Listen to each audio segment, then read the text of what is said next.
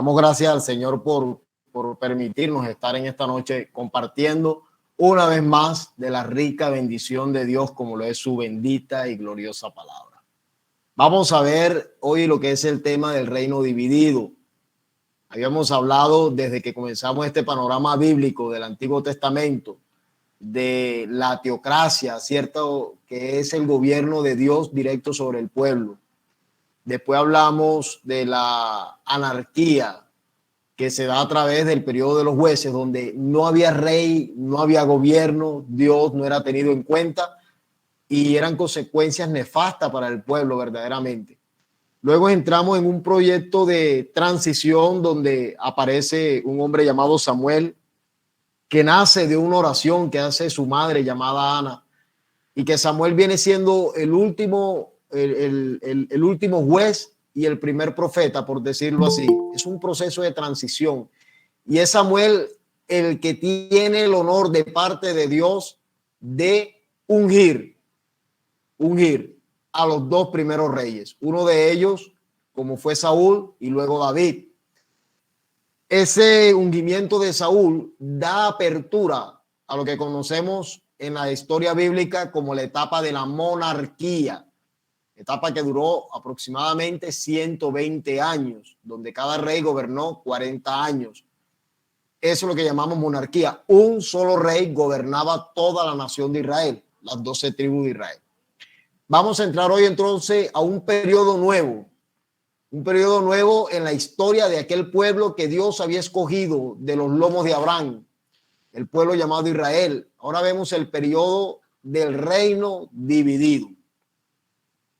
Y hemos hablado la clase pasada que este periodo comienza a gestarse a partir de la infidelidad del rey Salomón, un hombre con un reino esplendoroso, muy próspero, lleno de sabiduría, muy admirado, pero que fue un hombre que no veló.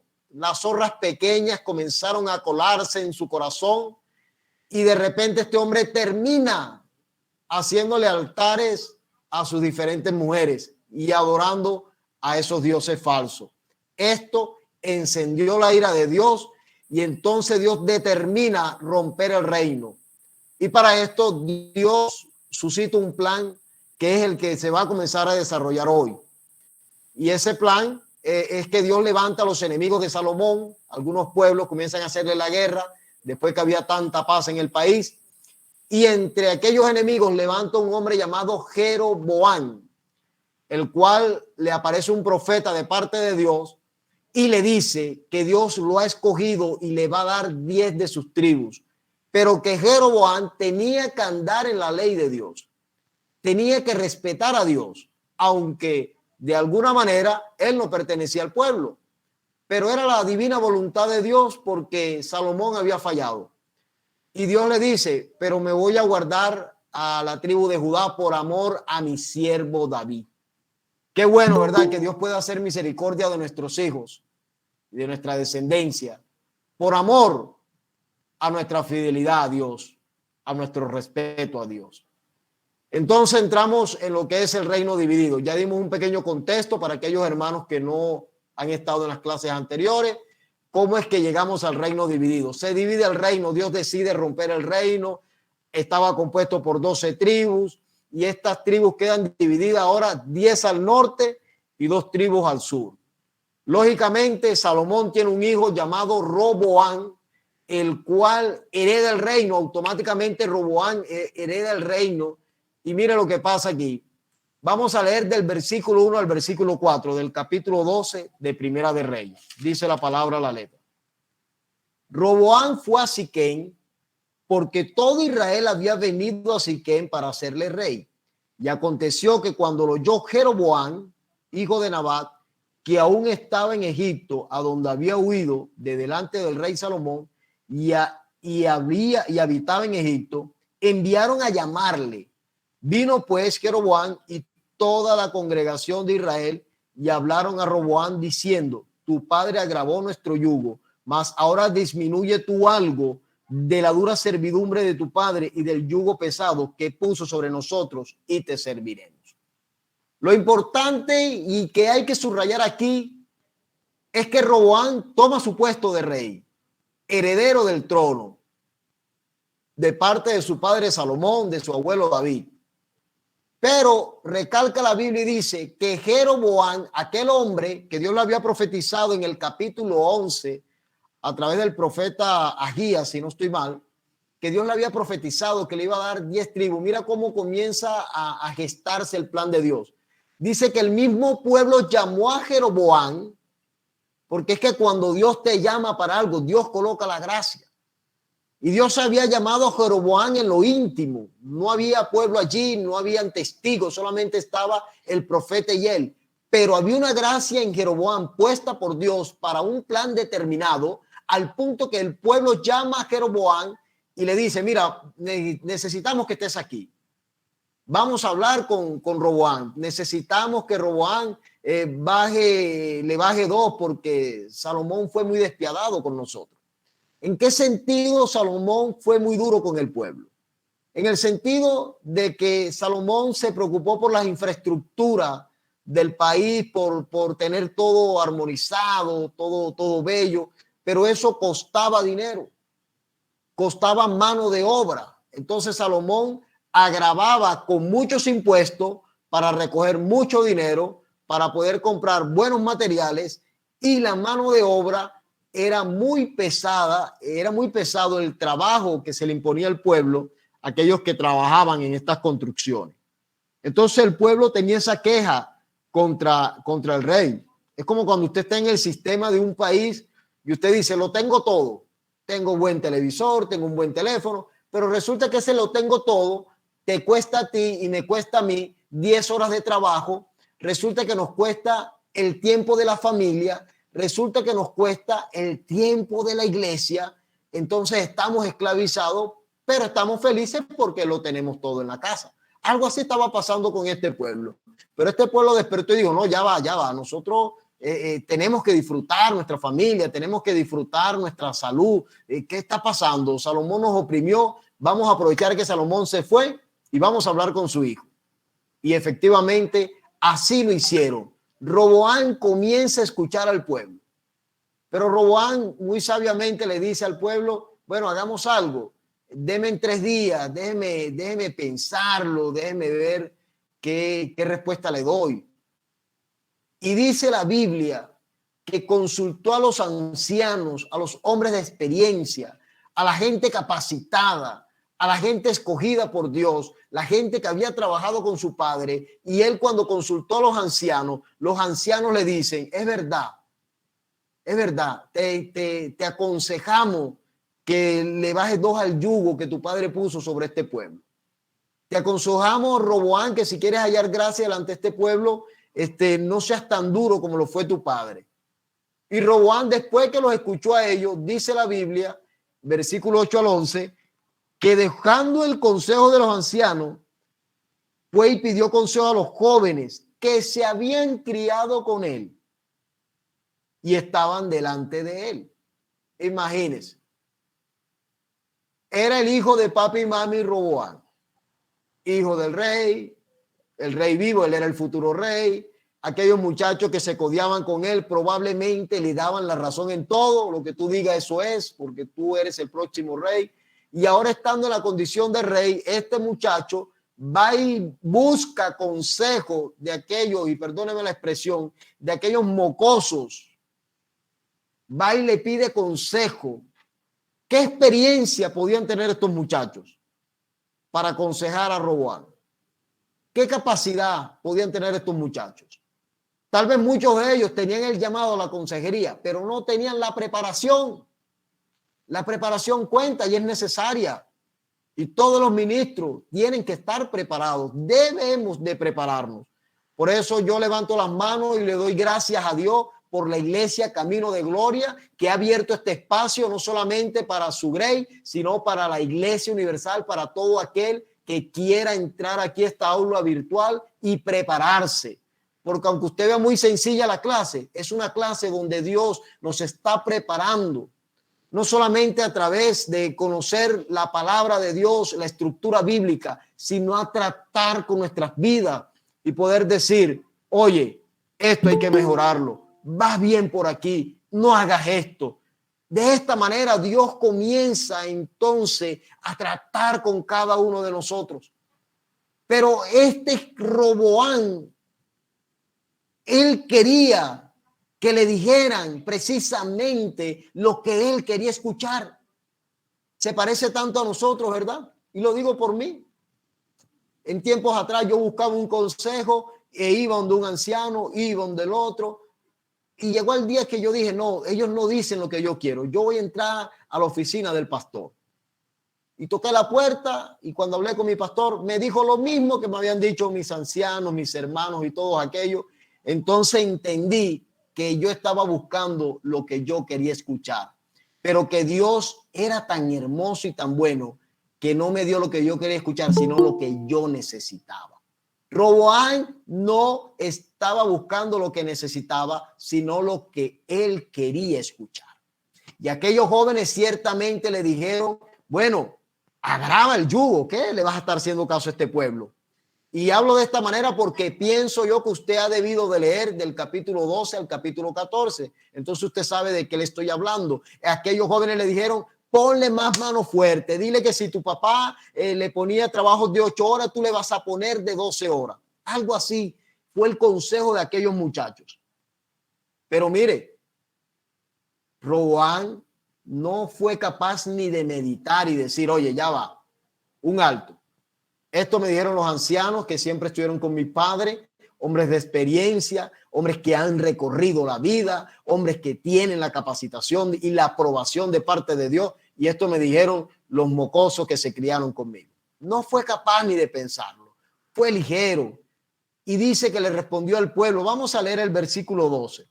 Al tercer día vino Jeroboam con todo el pueblo a Roboán, según el rey lo había mandado, diciendo, volvé a mí al tercer día. Y les habló conforme al consejo de los jóvenes, diciendo, mi padre agravó vuestro yugo, pero yo añadiré vuestro yugo. Mi padre os castigó con azote, mas yo os castigaré con escorpiones.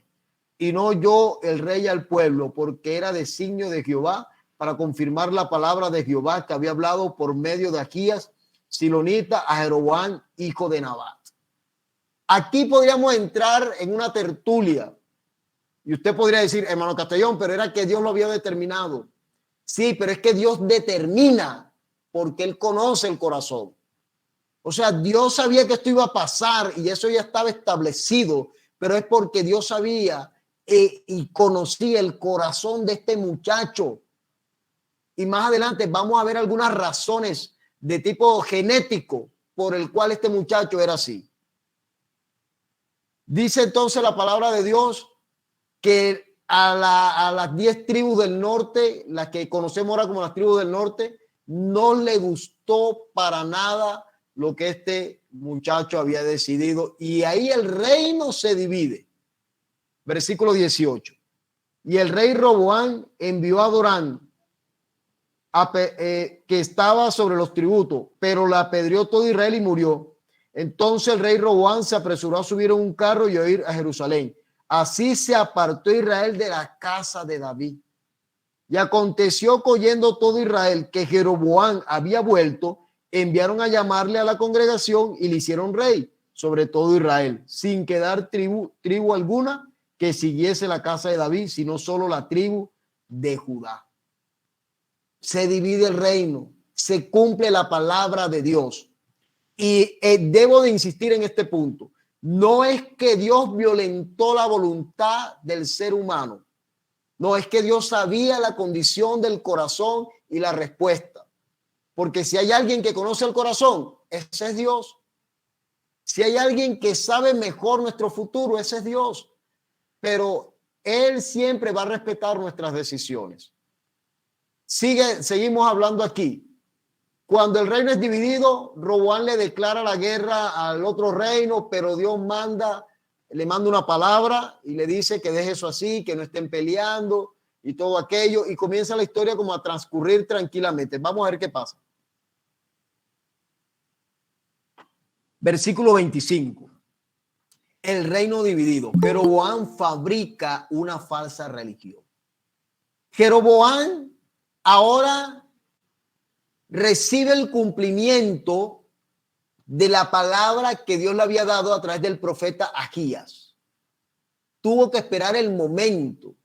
Si usted y yo analizamos para nuestro aprendizaje, Jeroboam no se postuló él mismo y no hizo pancartas ni hizo como hizo Adonías y Absalón, que buscaron de 50 hombres de carros y caballos y lo mandaron adelante. No, Jeroboam nos da una enseñanza hoy, y es que aunque él tenía un llamado de parte de Dios, él esperó el momento de Dios.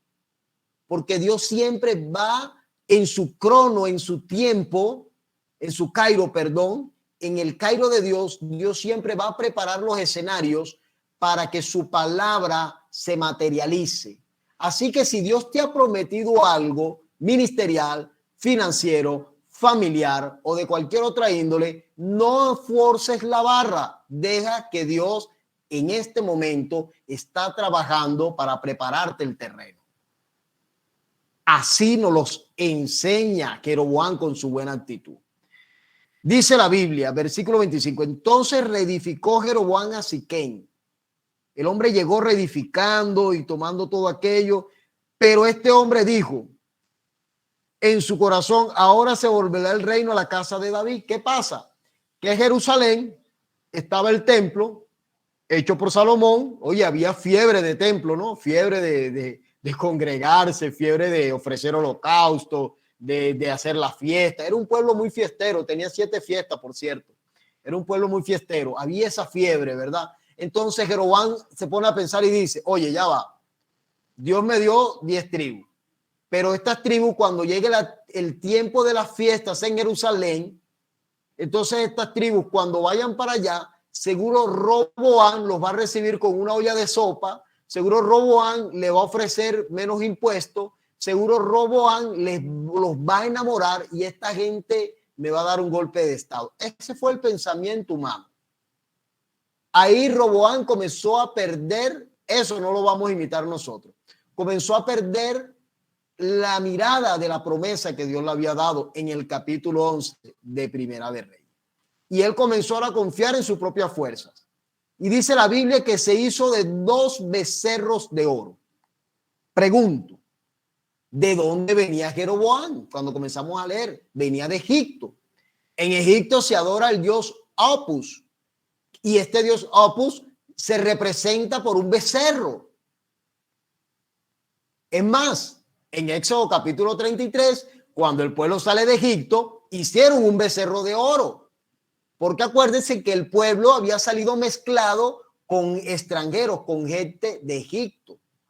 Entonces Jeroboam viene con esa mentalidad egipcia, con la religión egipcia en el corazón, y se hace 2 grandes becerros de oro. Y coloca uno en el norte, como lo gusta aquí en el mapa, y coloca otro en el sur, en Betel, y uno en el norte, en Dan.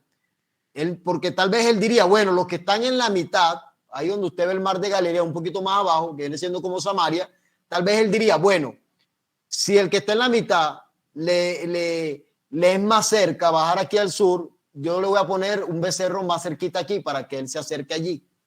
Y le voy a poner otro aquí para que en vez de atravesar para Jerusalén, él adore en Betel. Y los que están en Dan no tengan que caminar mucho, sino que se queden allí y adoren allí. Y dice la Biblia que este hombre constituyó fiestas, hizo las propias fechas de su fiesta, constituyó falsos sacerdotes. Vamos a leerlo, versículo 31. Hizo también casas sobre los lugares altos, hizo sacerdote entre los pueblos que no eran de los hijos de Leví. Había un sacerdocio establecido por Dios que tenía que venir de la tribu de Leví. Y Jeroboam comenzó a romper todo esto. Imagínese usted. Comenzó a hacer fiestas. ¿Y qué le cuento? El pueblo siguió el juego de Jeroboam. Y tal vez la primera generación sabía que eso estaba malo, pero ellos lo hacían. Pero la segunda generación lo veía como algo normal.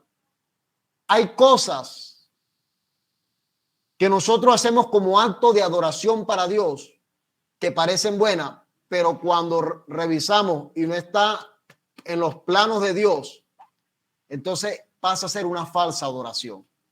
Pasa a ser una falsa religión. Y eso le estaba pasando a Jeroboam. Jeroboam hizo sus 2 becerros, su mente egipcia, constituyó sacerdote, dijo, oye, la tribu de Leví, no hay ninguno, bueno, vente tú para acá, tú eres sacerdote, vente, tú eres predicador, no, tú vas a ser pastor, tú vas a ser evangelista, tú vas a ser un profeta, tú vas a ser un apóstol. El que constituye se llama Jesús. El que llama es Dios el Padre. Y nosotros los líderes estamos llamados a visionar los dones y los talentos que tienen las ovejas. ¿Para qué? Para ayudarlos a crecer y a prepararse, para que cada uno ocupe su puesto en el cuerpo. Jeroboam había perdido esa visión y él comenzó a agarrar allí y se hizo de una falsa religión. Versículo 32. Entonces instituyó Jeroboam fiestas solemnes en el mes 8º a los 15 días del mes conforme a la fiesta solemne que se celebra en Judá y sacrificó sobre un altar. Así hizo en Betel ofreciendo sacrificio a los becerros que había hecho. Ordenó también en Betel sacerdote para los lugares altos que él había fabricado. Cosa que Dios aborrecía eran los lugares altos donde adoraban a los falsos dioses. Páseme la otra diapositiva, hermana Cindy, por favor. Entonces vemos un Jeroboam que es premiado por Dios sin haber hecho nada, por pura gracia recibe un reino. Dios le da promesa, pero él, asustado, tal vez llevado por la incertidumbre, tal vez por el ego de que iba a perder la gente. En fin, la conclusión es que dejó de confiar en lo que Dios le había prometido y buscó sus propias estrategias. Y quiero decirte, o el Señor nos quiere decir, que no es con nuestras estrategias, es con las de Dios, y las de Dios están plasmadas en su palabra. Jeroboam versus el profeta de Dios, tiene que Dios que confrontarlo, tiene que salirle Dios al encuentro. El hombre estaba, como decimos aquí en Venezuela, estaba alzado. Capítulo 13. He aquí que un varón de Dios por palabra de Jehová vino a Judá, a Betel, y estando Jeroboam junto al altar para quemar incienso, imagínense, iba a quemar incienso. Ni él era sacerdote y él iba a hacer un trabajo de sacerdote. Aquel clamó contra el altar por palabra de Jehová y dijo, altar, altar, así ha dicho Jehová, he aquí que a la casa de David nacerá un hijo llamado Josías, el cual sacrificará sobre ti a los sacerdotes de los lugares altos que queman sobre ti incienso, y sobre ti quemarán huesos de hombre. Eso se cumplió por allá más adelante en Segunda de Reyes. Y aquel mismo día dio una señal diciendo, esta es la señal de que Jehová ha hablado. He aquí que el altar se quebrará y la ceniza que sobre él está se derramará. Y estas cosas acontecieron en el instante. Y cuando Jeroboam quiso levantar la mano en contra del profeta de Dios, dice la Biblia que, vamos a ver, ¿qué le pasó en su mano? Versículo 5. Y el altar se rompió y se derramó la ceniza del altar conforme a la señal que el varón de Dios había dado por palabra de Jehová. Entonces respondió el rey y dijo al varón de Dios, te pido que ruegues ante la presencia de Jehová tu Dios que ore por mí para que mi mano se restaure, para que su mano le fuese restaurada, porque él había extendido la mano contra el varón de Dios y la mano le había quedado paralizada. No podía aquel hombre enderezar su mano. Todo aquel que levanta la mano contra la iglesia tiene que ver lo que está haciendo. Y muchas veces pensamos que los únicos que levantan la mano contra la iglesia son los ateos, o son los testigos, o son los católicos. Pero a veces dentro de nosotros mismos, cuando hablamos mal del pastor, cuando hablamos mal del líder, del maestro, del predicador, del servidor y de nosotros mismos, estamos levantando la mano contra Dios. Te lo voy a comprobar bíblicamente. Hechos capítulo 9 dice la Biblia que Saulo de Tarso perseguía a la iglesia, la asolaba a la iglesia, y Jesús se le apareció y le dijo, Saulo, estas palabras al Señor, ¿quién eres, Señor? Y Jesús le dijo, soy Jesús a quien tú persigues. Saulo no pidió cartas para perseguir a Jesús, pidió cartas para perseguir a la iglesia. El que persigue a la iglesia persigue a Jesús. Y este hombre, Jeroboam, levantó la mano contra el profeta de Dios, contra aquel hombre que representaba a Dios, y la mano le quedó paralizada. Y después rogó para que el profeta orara y su mano fuera restaurada. Versículo 7. Y el rey dijo al varón de Dios: ven conmigo a casa y comerás, y yo te daré un presente. Pero el varón de Dios dijo al rey: aunque me dieras la mitad de tu casa, no iría contigo, ni comería pan, ni bebería agua en este lugar.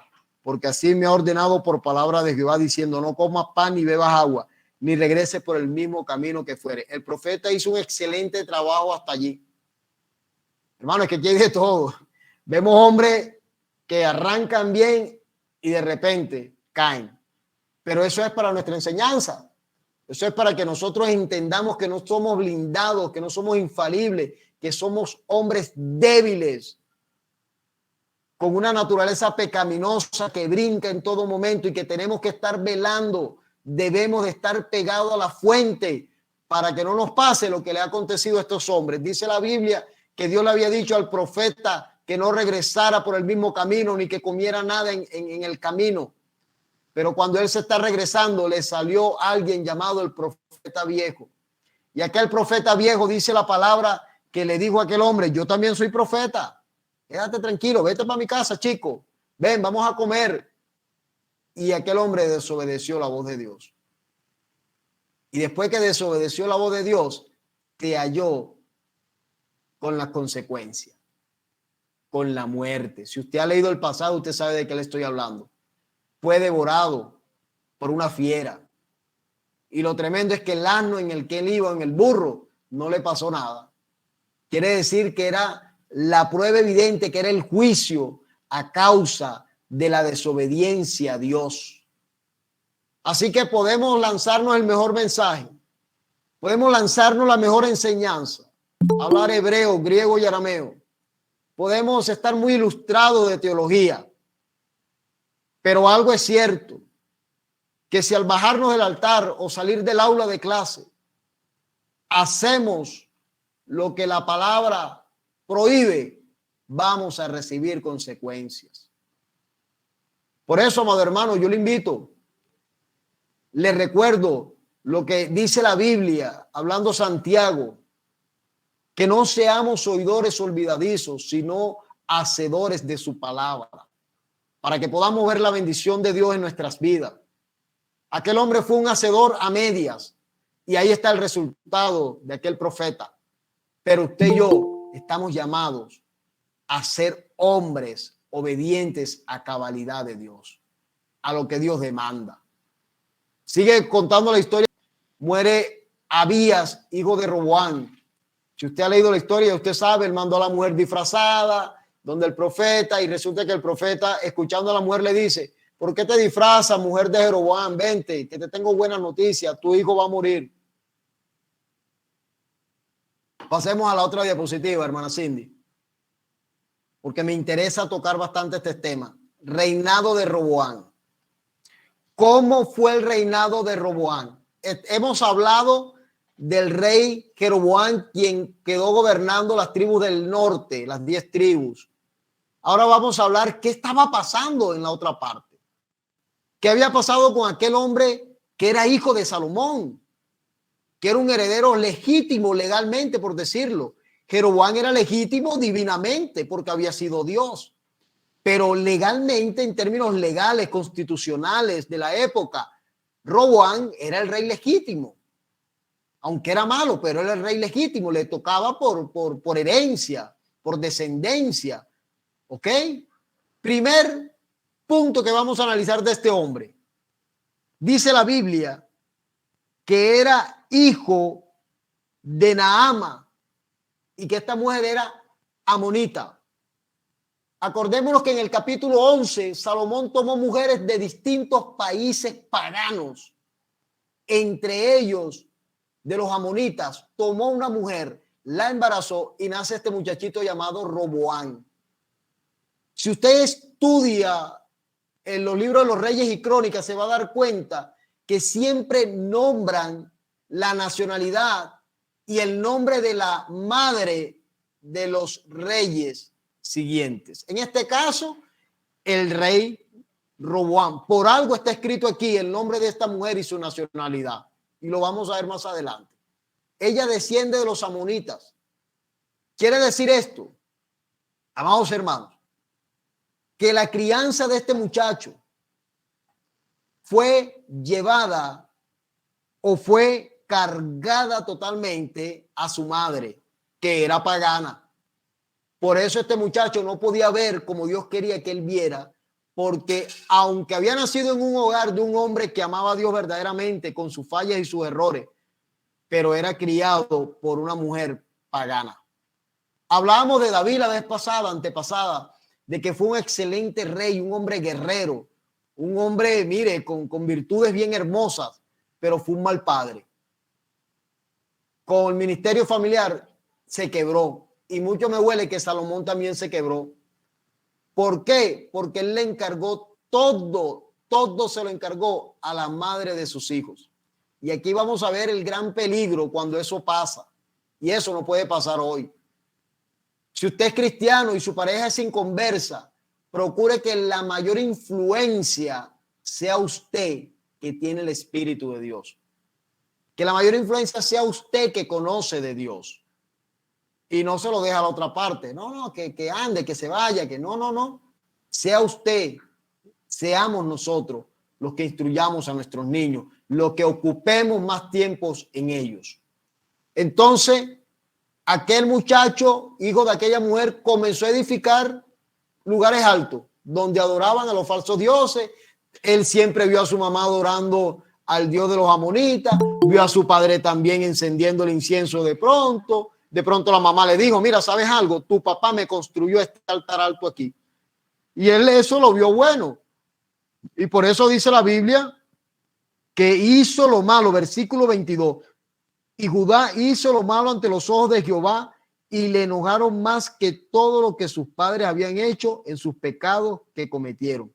Porque ellos también se edificaron lugares altos, estatuas, imágenes de acera en todo el collado alto y debajo de todo árbol frondoso. Hubo también sodomitas, hablamos de homosexuales. ¿De dónde nacen los homosexuales? Vayamos al libro de los principios, Génesis, capítulo 19, Sodoma y Gomorra. Sabemos que el pecado de Sodoma y Gomorra, entre muchos, era el incesto, el homosexualismo, el lesbianismo y todas aquellas cosas que tienen que ver con los pecados sexuales. Esto sucedía en Sodoma y Gomorra. Cuando Lot sale con su familia, su esposa se queda en el camino, pero sus hijas lo emborrachan y se acuestan con él. Y de allí nacen, de ese incesto que es pecado, dice la Biblia, que nacieron los moabitas y los amonitas. Cito versículo 37. Y dio a luz la mayor un hijo y le llamó su nombre Moab, el cual es padre de los moabitas hasta hoy. La menor también dio a luz un hijo y llamó su nombre Ben-Amín, el cual es padre de los amonitas hasta hoy. O sea que en toda esa línea de los amonitas se iba dando la secuencia de la homosexualidad y lo que conocemos bíblicamente en el Antiguo Testamento como los sodomitas. Esa línea de los amonitas y de los moabitas, esas falsas religiones, esos falsos dioses, promueven la homosexualidad. Yo no sé, pero aquí en este país se ha levantado una religión que trajeron de Cuba, por cierto, de aquellas islas caribeñas, llamadas santeros, baales, no sé. Pero lo que sí sé es que muchos de esos hombres y mujeres que practican esa religión aquí en Venezuela son homosexuales y son lesbianas. ¿Por qué? Porque eso va atado a esos demonios. Entonces este muchacho, como fue criado con su madre y su madre arrastraba eso, entonces este muchacho permitió esa perversidad en el pueblo, porque para él era normal. De allí nacen los sodomitas y mira a dónde viene a caer. Mira dónde viene a caer. Entonces, también dice, su reinado fue decadente. ¿Qué pasó después? Dice la Biblia que subió, creo que el rey de Egipto, sí, subió Sisac, el rey de Egipto, contra Jerusalén y tomaron los tesoros y tomaron los escudos de oro y se los quitaron. El oro representa pureza, representa divinidad. El oro representa lo máximo, chapulín, diríamos por allí. Y dice que después tuvo que darle a sus guardias bronce. Tuvo que darle utensilios de bronce, escudos de bronce. Eso habla de la decadencia. Es imposible pasar de bronce a oro cuando se cae en pecado. Pero sí es posible pasar de oro a bronce cuando se hace lo que a Dios no le agrada.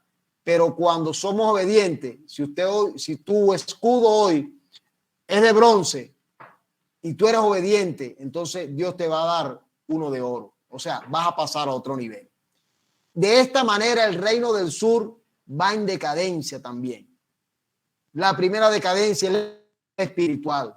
Después de la decadencia espiritual viene la depravación, vienen los problemas, vienen todo eso. ¿Por qué cree usted que nuestros países latinoamericanos y de todo el mundo están en decadencia, aprobando la ley del aborto, la ley de la homosexualidad, el matrimonio igualitario y todas estas cosas? Porque todo eso va amarrado a la idolatría. Nuestros gobernantes son idólatras, hacen pactos, todos, azules, verdes, conservadores, liberales, chavistas, oposición, todos hacen pactos y no con Dios precisamente. Entonces, amados hermanos, hemos visto hasta hoy los primeros dos reyes, el del norte, Jeroboam, un rey con promesas de parte de Dios, pero que no supo aprovechar lo que Dios puso en sus manos. Y vemos a un rey legal, constitucional, diríamos por allí, constitucional, como lo era Roboam, pero a causa de su crianza y de la influencia de su madre y de sus amiguitos, llevó el pueblo también a decadencia.